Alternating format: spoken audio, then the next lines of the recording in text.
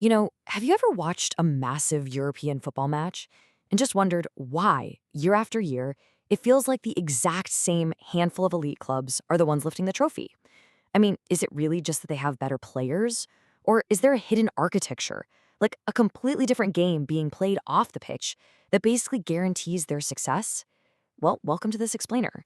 Today, we aren't just looking at football. We're looking at the ultimate masterclass in risk management, leverage, and engineered dominance.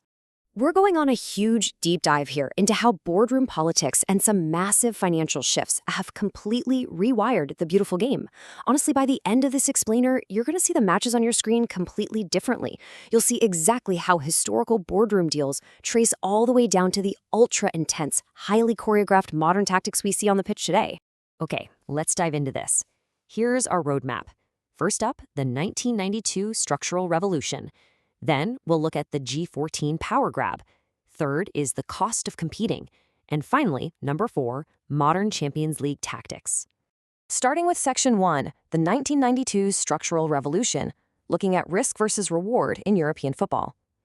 To truly grasp the tactical chess match of modern 2026 football, we actually have to rewind.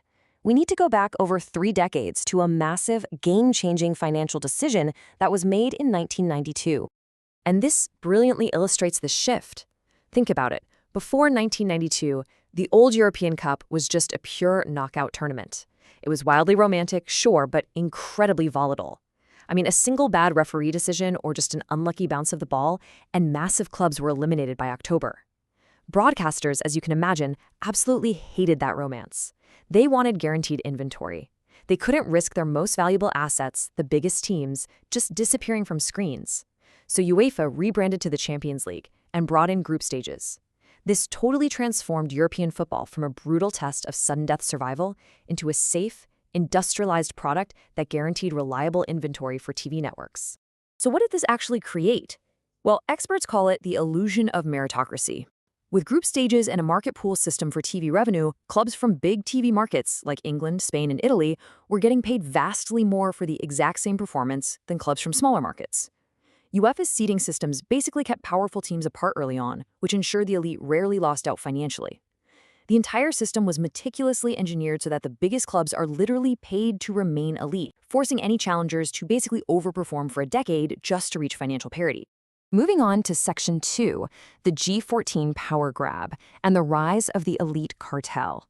Because, you see, once that Champions League cash really started flowing, those biggest clubs looked around and realized just how much leverage they actually possessed. Back in 2000, 14 of the wealthiest clubs in Europe formed an alliance called the G14. This was essentially a pseudo-union, right? A powerful cartel designed to battle UEFA and FIFA. Their main issue? National teams taking their highly paid players for international breaks without paying the clubs, and often returning them completely exhausted or injured. By 2005, they backed a massive lawsuit via a Belgian club, Charleroi, challenging FIFA's monopoly. And you know what? The pressure worked. In 2008, the G14 dissolved, but only because they had won.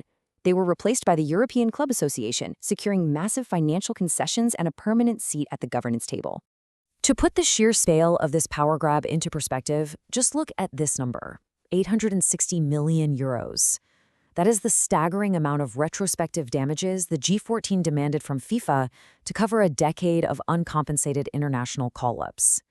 This proves the threat to global football governance wasn't just about sporting calendars. It was deeply, fundamentally financial. These clubs simply wanted to mitigate their risk and protect their multi-million euro assets. Which brings us to Section 3, the cost of competing, surviving the financial arms race. So, if the elite have essentially monopolized the revenue streams and the governance, it begs a massive question for the rest of the football pyramid. How do smaller clubs even survive when the elite have basically rigged the casino? Enter financial fair play, or FFP. By 2010, European clubs were reporting record financial losses. And why? Because teams were desperately overspending, trying to literally buy their way into the lucrative Champions League. FFP was UEFA's attempt to stop clubs from going totally bankrupt. It essentially mandated that clubs have to operate within their financial means, severely restricting how much money they could lose over a 3-year period. Now, what's really interesting about this slide is the ultimate paradox of FFP. Post-FFP, average revenues in the English Premier League shot up by 91%. Sounds awesome, right? Yet at the exact same time, average debt still spiked by 48%. Why on earth would that happen? Because the pressure to win is so immense that clubs simply didn't use their new profits to pay down debt. Instead, they aggressively funneled that money straight back into player wages and the transfer arms race. They're basically caught in this cycle of endless reinvestment just to stay competitive.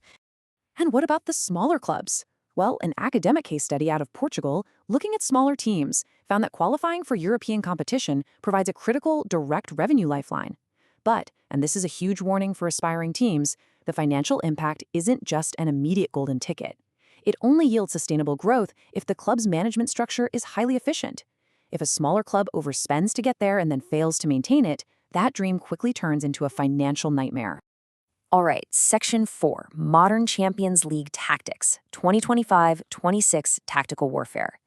This is where we bring the explainer all the way back down from the boardroom to the pitch. Because all of this money, all of this structure, and all of this pressure has manifested into a completely new style of football. With the supercharged 30-16 regular season format, every single match is vital. There are no soft groups anymore. Elite clubs treat every game like a high-speed science experiment. We're seeing a rapid shift toward intensive high pressing, complex box midfields, incredibly weaponized set pieces, and a super heavy reliance on under-23 youth players. And that last one is simply because older players physically cannot sustain the insane physiological demands of this new format. Take the box midfield, for example. We're basically seeing the death of the traditional back four. Teams like Arsenal and Manchester City are constantly shape-shifting. They move their fullbacks centrally into the midfield when they have the ball. This completely overloads the center of the pitch, shortens passing lanes, and crucially, creates this massive defensive shield that suffocates any counterattacks before they can even begin. It is literally football designed to eliminate risk. So the crucial point is this. Because open play is now so tightly contested, and because these super squads are perfectly drilled defensively, the margins of victory have shrunk dramatically. Games are now won and lost via highly choreographed set pieces, corner routines, and even weaponized throw-ins. Specialist set piece analysts are basically standard at major clubs now. Every single run is timed to the exact meter. And this incredible evolution leads us to a pretty profound realization. As one analyst perfectly put it, modern European football is no longer a journey into the unknown, but a rehearsal of the expected. All that tactical brilliance we marvel at today, the flawless pressing, the complex midfield, it's actually the byproduct of a system engineered from the top down to completely remove unpredictability. Which leaves us with this final, vital question to ponder. As we marvel at the absolute athletic perfection on our screens, we have to ask ourselves, have we sacrificed the chaotic, romantic soul of the sport just to secure its predictable, profitable future? Next time you sit down to watch a massive European night, try to look past the ball and watch the system at work. Thanks for joining me on this explainer. I hope it gave you a whole new perspective on the beautiful game. See you next time.